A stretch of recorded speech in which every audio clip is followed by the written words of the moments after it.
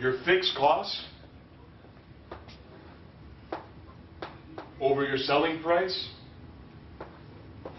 minus your variable costs will give you a break even. Very often, and this is where some individuals can go beyond others from a case analysis point of view. You may not have all these figures in a case. But what did I say earlier? You can state assumptions. You might have some figures and be able to, say for example, you're given just a marketing budget. You have a $10 million marketing budget. That could be your fixed costs from a marketing point of view. You'll know your selling price more often than not in a case. And then you could assume a percentage of your selling price as being your typical variable cost.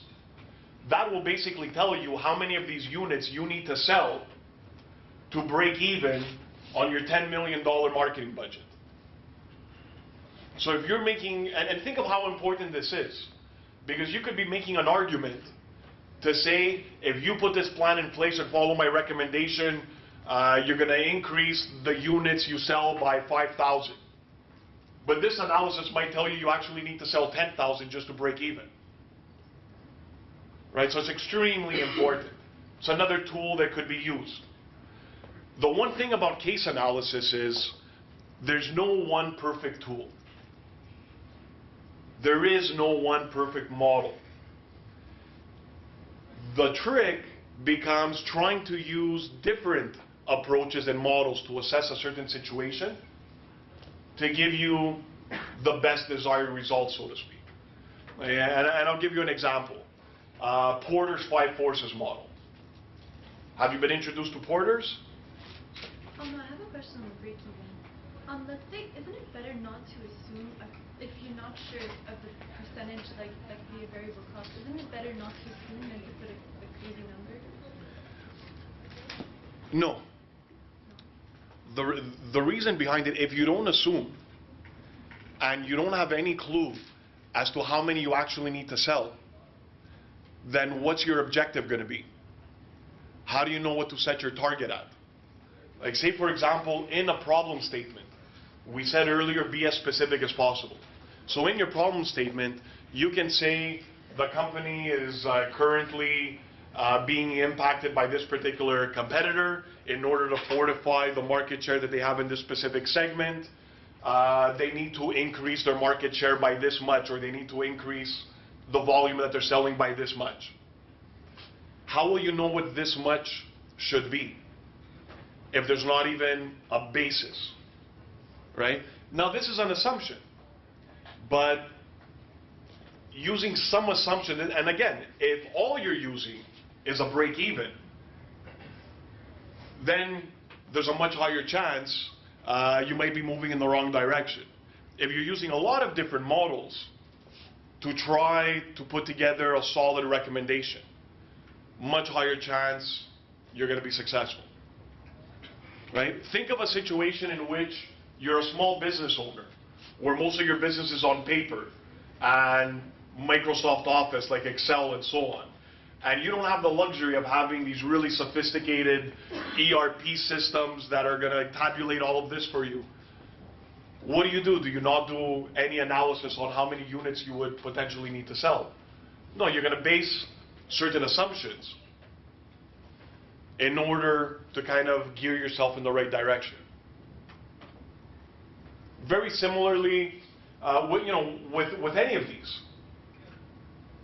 Right? Now, we were talking about Porter's. Say, for example, in Porter's, what does Porter's analyze?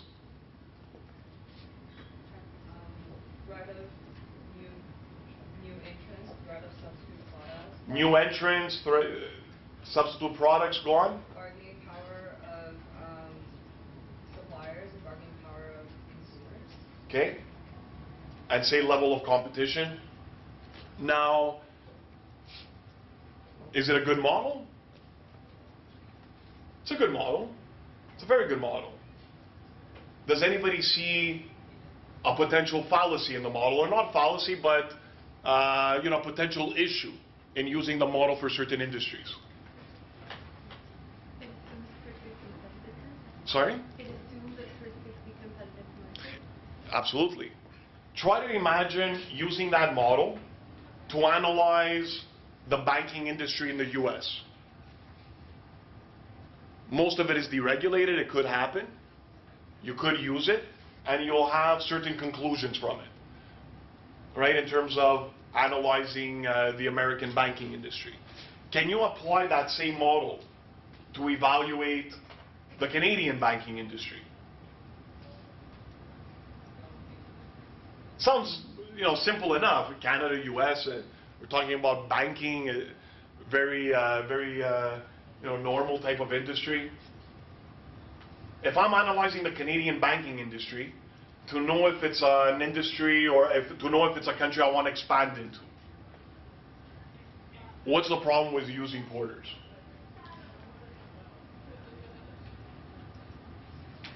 Does it take into account government intervention?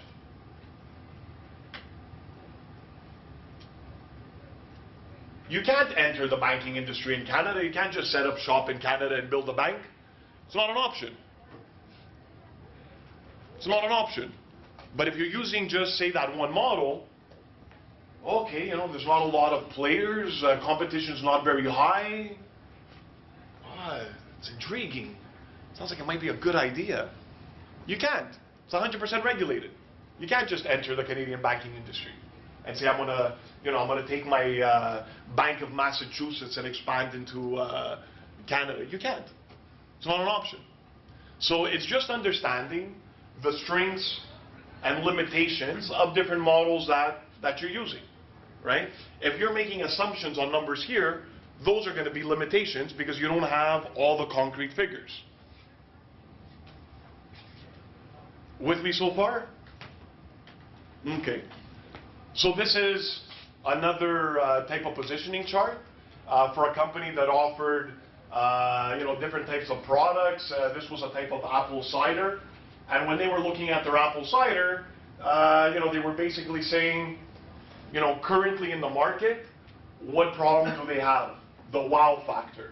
Everybody saw this as being a very boring, your grandmother's type of drink. That was the problem that they faced, to just create a little bit of a context. When they were looking at competitors, both direct and indirect, how did they start evaluating? They were looking at casual versus formal.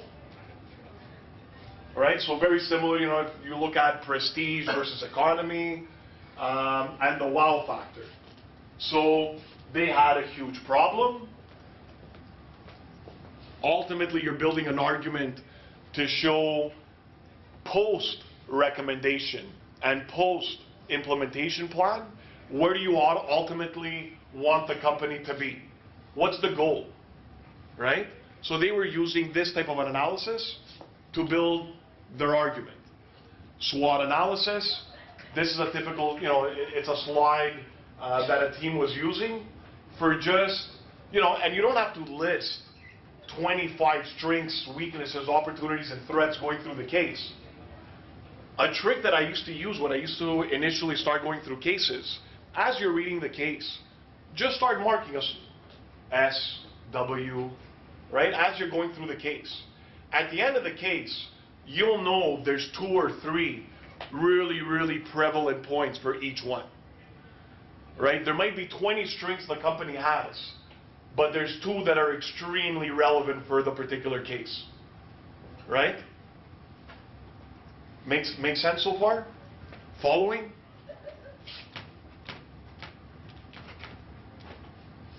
Okay, so again, the problem or opportunity. It's going to dictate the course of your entire analysis. Focus on the problem and not just a symptom of the problem. Think of the iceberg principle, right? What you see in terms of impact or issue or problem generally is the small percentage of it. That's it. So when you see sales going down, that's the outcome of something that's happening underneath. Like, there's a reason sales are going down, right? Does everybody know the company Polaroid? Yes?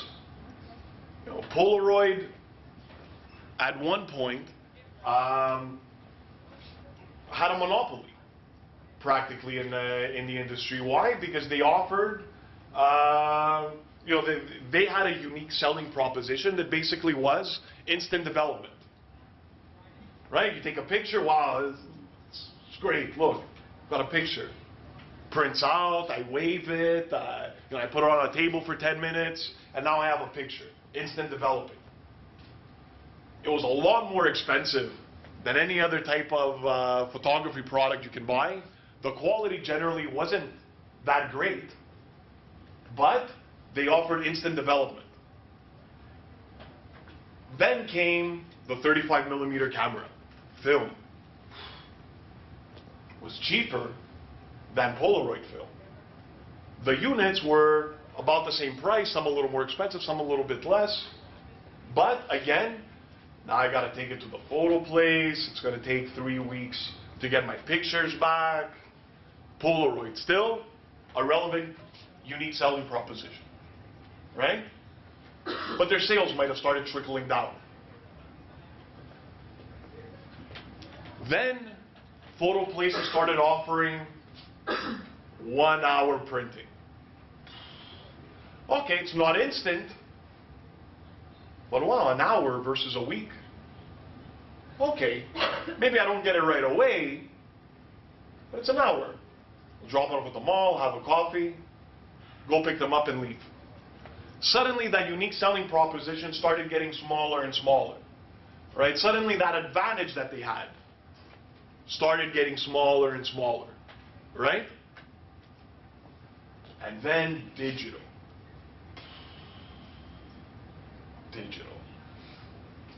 And there's Polaroid with this ancient technology of really expensive film, poor quality, that you can develop on this ugly, thick paper, plasticky paper. And they're trying to compete with 35mm cameras, with digital cameras. But the whole time, they kept trying to reinforce that same competitive advantage. Reinforce it, reinforce it. No, we don't need to redefine ourselves. Reinforce it, reinforce it. Different types of products. At one point, they tried to rejuvenate their brand. How did they try to rejuvenate their brand? Not by changing the technology, by changing the segment that they target. Does anybody remember what I'm talking about or have an idea what I'm referring to? Well, nobody's targeting kids. Why don't we target kids? Because adults are now, they've moved on to the better technology. So let's target kids with these really colorful type of instant developing cameras.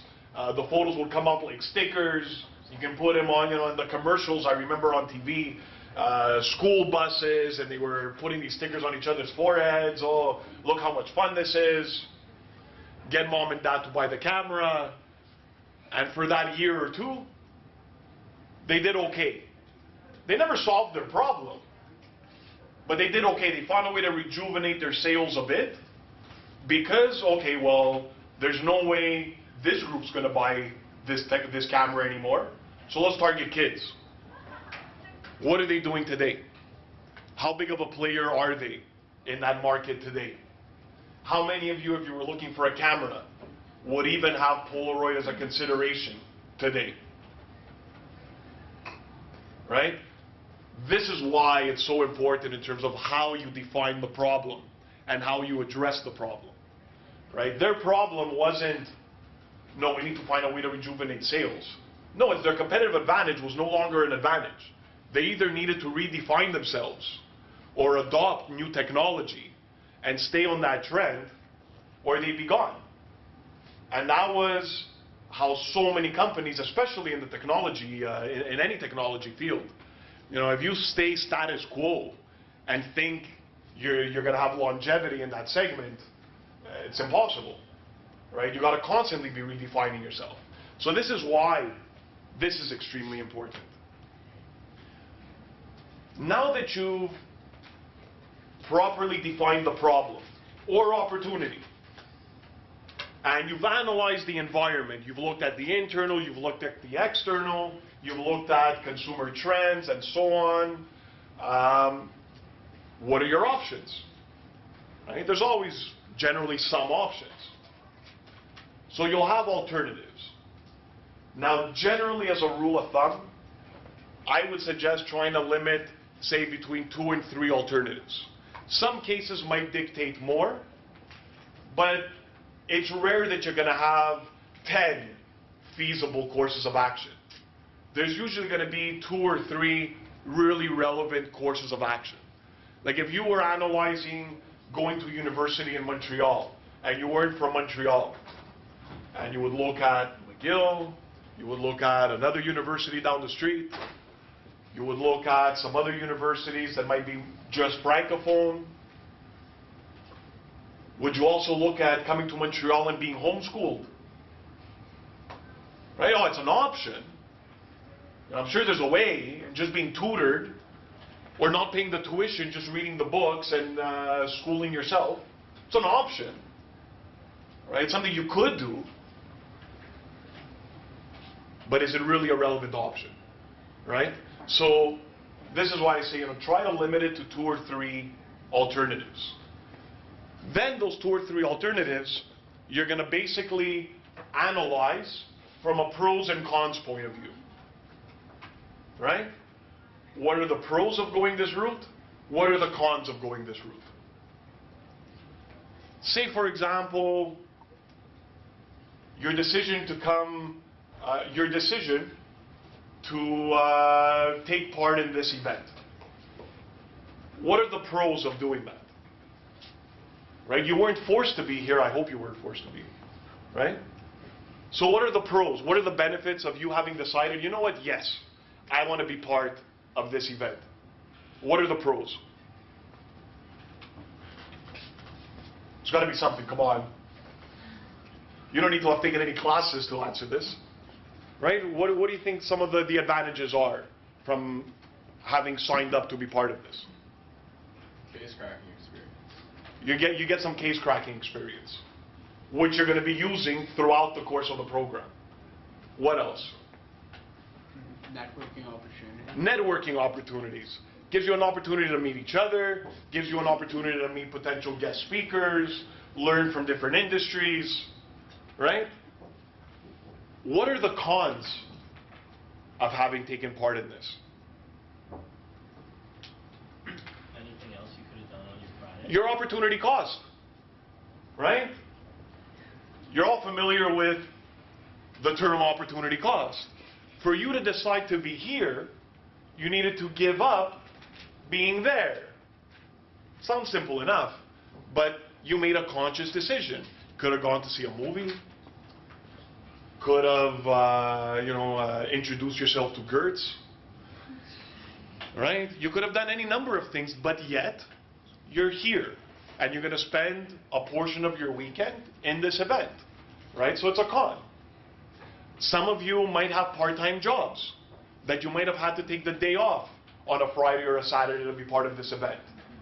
So it's income, it's revenue that you're giving up to be part of it. Right? So there's pros and cons.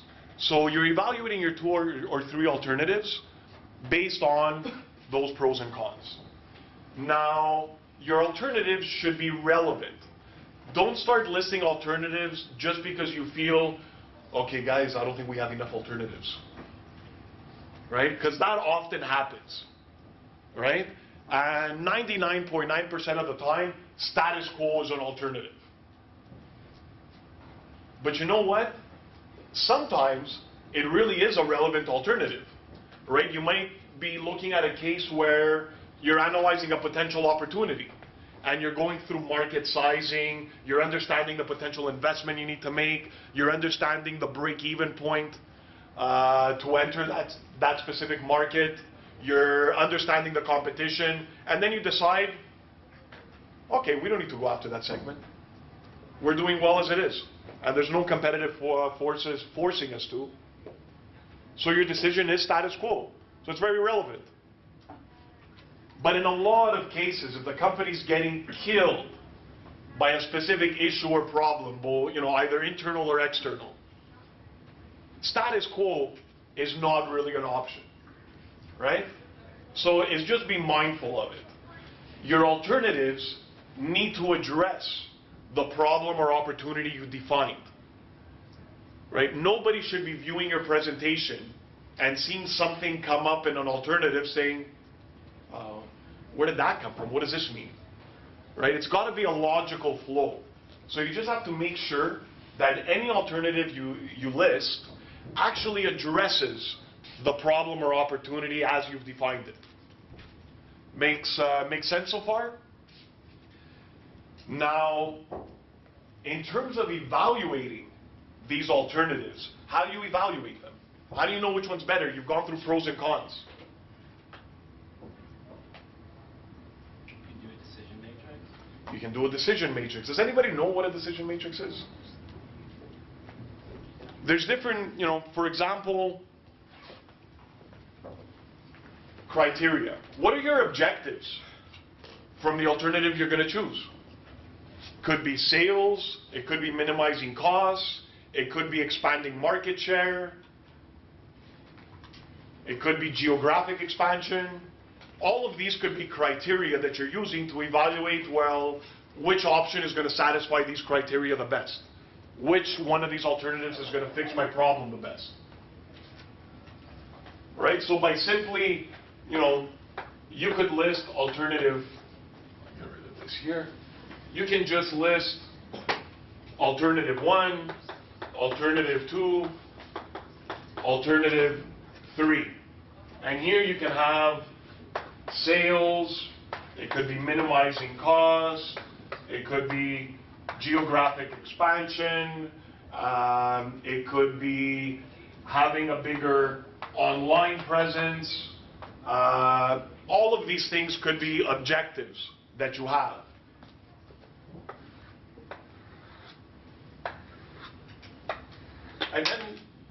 And then you're basically evaluating, well, how do each one of these alternatives rank or rank against these criteria? This one meets it really well, this one really doesn't, this one doesn't at all. This will give me geographic expansion, this doesn't really address that issue at all. This one really focuses on expansion. This one doesn't give me any online presence, this one gives me some. This one gives me a lot. And then you basically say, well, which one of these alternatives meets my criteria the best? Right? Which one of these alternatives will meet my objectives the best? And then you use this to lead into your recommendation. So when you get into your recommendation, there's no surprise. Nobody should be watching your presentation thinking, what the hell?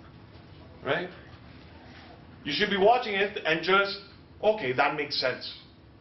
Because in essence, especially if you're in front of an audience and you're guiding them through your presentation, you're basically trying to lead them to this conclusion. If you get to this conclusion and everybody's shocked because it's contradicting everything you've been saying up until then, it's going to be a tough argument to make. Right? It's going to be a difficult situation if there's a question and answer period. Right? So you don't want surprises. And this helps you kind of lead the audience to that conclusion. Make sense so far?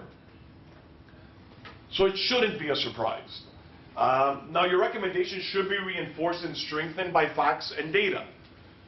When you're presenting your recommendation, either this evaluation here, or the different models that you used, if they're Porter's or a SWOT analysis and so on, all of these types of analyses should flow into that recommendation, right? It should all reinforce the direction you're moving in. You want one cohesive, one cohesive recommendation by the end of your analysis. So it's got to be logical. Don't be afraid to be creative, right? Don't keep it bland necessarily. You could think outside the box a little bit. And generally, a lot of the times, the answer isn't going to be just black and white, right? Especially in cases where the situation is, well, how are you going to take advantage of this specific opportunity? You need to figure out a creative strategy on how you're going to be able to leverage that opportunity better than any other competitor. So there is no black and white methodology on how to do it. You need to take a step back and start thinking a little creatively in terms of how or what approach you're going to take. We won't necessarily go through a lot of the quantitative, but for example, some simple quantitative that you can use, even for a case like this, you might say, and this is a typical assumption, say you know the company's total budget. You know, say you know what the company does in terms of sales.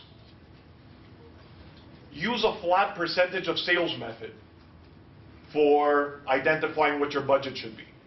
A very typical one is 2%. So say, for example, the company does 100 million in sales, 2%, I'm allocating a $2 million marketing budget. That's a very logical assumption. Now, as you're going to get, or as you're going to evolve through the program, and you start getting a stronger and stronger understanding of different industries and how they work, and what typical investments are, and so on, now you're going to have a much better idea of what is a typical marketing budget if this is what I'm doing in sales, or if this is the industry that I'm in, right? But a percentage of sales method, or just saying 2%, very logical. So if you had that $2 million budget, for example, there's different ways you can allocate it. This is all part of your implementation. It's all part of your action plan, right? You've identified, yes, I want to go after this opportunity. I'm going to reach this segment. All of my analysis tells me, go. Fantastic. How? And that's the question, right? So if you identify a $2 million budget, you could end up breaking this down. Well, I'm going to break down my $2 million in terms of trade shows. I'm going to break it down with one commercial. I'm going to break it down using radio. I want to save some costs, so I want to focus really on an online presence and using social media. And that's going to be my primary driver of my overall marketing plan. But you basically allocate your budget. What does this do in terms of helping you tell a story? If you're just looking at this, what does this tell you? The way this budget was broken down, you don't even need to know what type of case this was. What does this tell you of the company?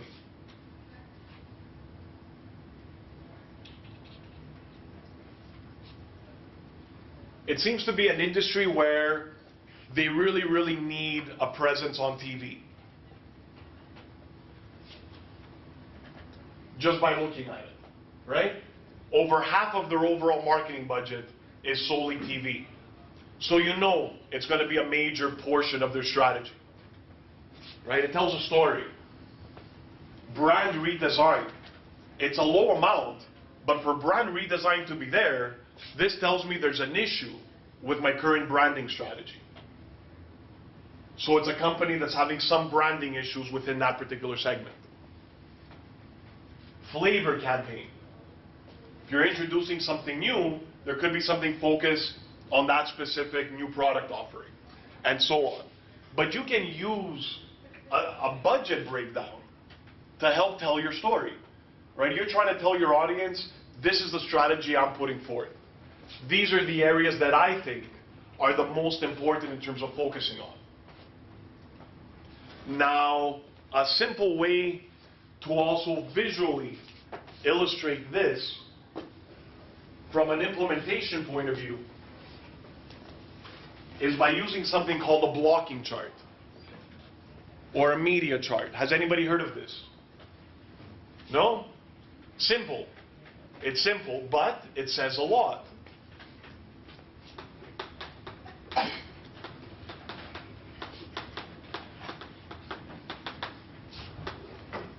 Say I were to take that example, TV, radio, press, brand redesign.